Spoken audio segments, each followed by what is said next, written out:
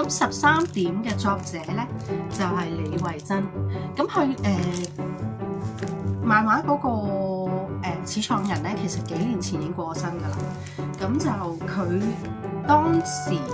幾年前就出咗呢本書啦，叫《真13點》啦。咁就有返以前咧嗰個13點漫畫啲復刻啦，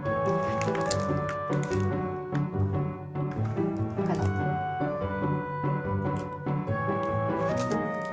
咁另外咧，舊年咧佢哋就出咗呢個香港郵政出咗呢個13點嘅郵票，同呢個即係周邊產品啦。咁我就買咗啲郵票啦，同埋買咗呢本周邊產品嘅。咁係啦，點解我會中意13點咧？因為其實咧，我覺得佢有少少似我嘅。佢係講一個有錢嘅小姐，係啦。咁當然我唔係一個有錢嘅小姐啦。咁但係咧，佢嗰個性格背景咧係一啲好串嘴啊，即係好有 character 嘅主角嚟嘅。咁加上咧，我點解覺得佢似我咧？因為佢係即係佢係每一日咧都係因為佢係有錢女嘛，咁咧所以佢每一日咧都着住唔同嘅潮流服飾去即係展示自己啦。咁當然，咁點解咧？即係我對呢啲咁有感覺咧，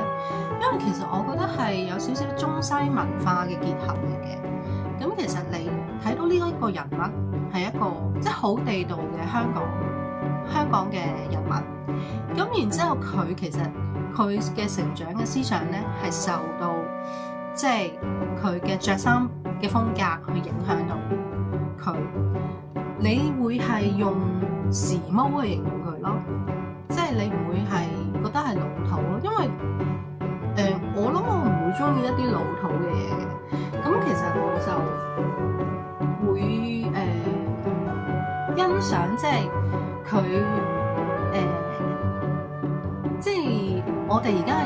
2023年啦，咁但係即係你2000年有 Y2K 啦，咁呢一啲風格咧其實係一啲50、60年代嘅風格，咁係50年代嘅風格咧，其實係好色彩繽紛嘅，咁同埋你會見到好多幾何嘅造型啦，同埋你見到佢個字咧，佢個運用嗰個字體啊，係都比較大膽嘅，係啦。咁因為我覺得其實我自己就70、80年代成長啦，咁但係就會係我成長嗰個階段，其實都係一啲即係可以講係得意咯，即係可能好多得意嘅嘢，有啲科學嘅嘢，即係啲啱啱興起嘅嘢，即係譬如我細個開始係有電腦呢樣嘢啦，咁50、60年代就未有電腦呢樣嘢啦，咁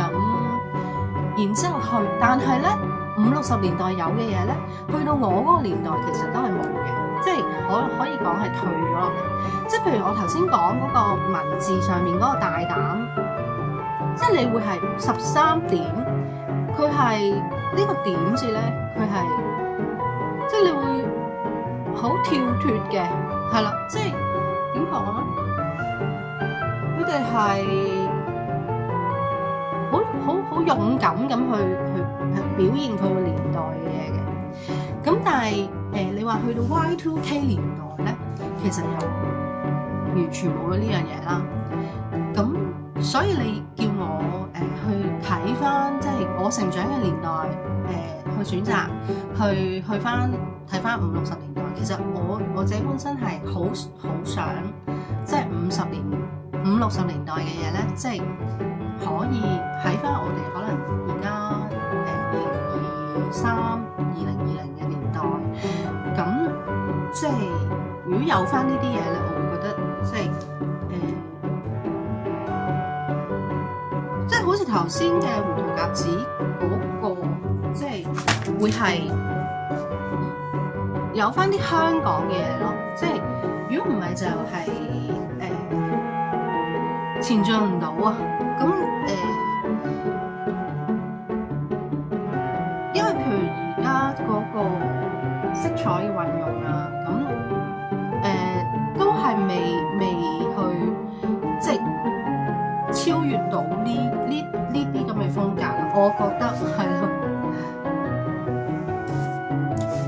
咁所以咧，我想介紹翻俾你哋咧，即係其實呢一啲咁嘅復古啊，或者係啲懷舊啲嘅嘢，其實係好值一步嘅。我都睇到而家有啲年輕人咧，其實佢哋有啲即係都係做藝術嘅，其實都可能佢哋都仍然係中意呢啲嘢嘅。咁希望即係新嘅年代，其實即係可以保留呢啲嘅即係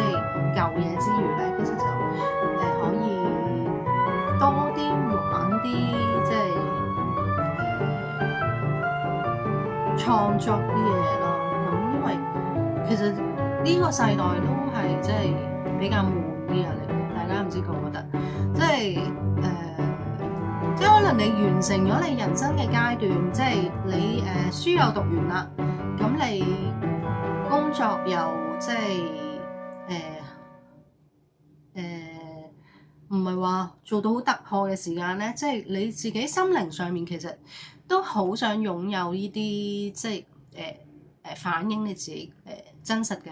即係感覺咯。